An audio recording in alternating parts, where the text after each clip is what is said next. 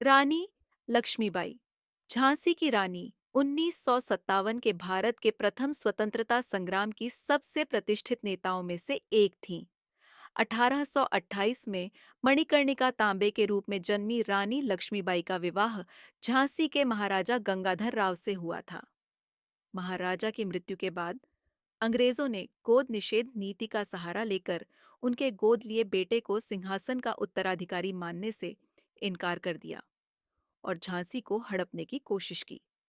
रानी लक्ष्मीबाई ने अपने राज्य को अंग्रेजों के सामने आत्मसमर्पण करने से इनकार कर दिया।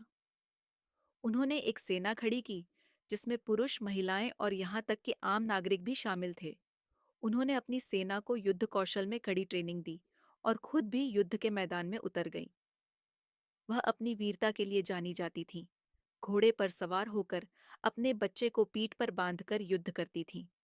उनके नेतृत्व और साहस ने न केवल झांसी के लोगों का बल्कि पूरे भारत के लोगों का दिल जीत लिया। 1557 में जब अंग्रेजों के खिलाफ विद्रोह हुआ, रानी लक्ष्मीबाई ने झांसी को अंग्रेजों से बचाने में महत्वपूर्ण भूमिका निभाई।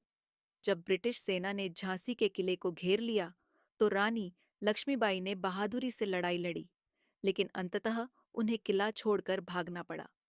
उन्होंने तात्या टोपे और नाना साहेब जैसे अन्य विद्रोही नेताओं के साथ मिलकर अंग्रेजों का सामना करना जारी रखा। 1858 में उनका अंतिम युद्ध ग्वालियर में हुआ, जहां वह गंभीर रूप से घायल हो गईं। विपरीत परिस्थितियों के बावजूद उन्होंने अंतिम सांस तक बहादुरी से लड़ाई की और अंग्रेजों के हाथों में कैद होने से इनकार कर दिया।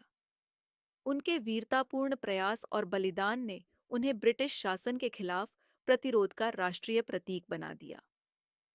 रानी लक्ष्मीबाई की विरासत आज भी लाखों लोगों को प्रेरित करती है। उन्हें एक निडर योद्धा रानी के रूप में याद किया जाता है, जिन्होंने अपने समय की सबसे शक्तिशाली साम्राज्य के खिलाफ खड़े होकर भारत की स्वतंत्रता और स्वतंत्रता की लड़ाई का प्रतीक बन गई। उनकी कहानी भारतीय इतिहास में महिलाओं की साहस और शक्ति का प्रतीक है।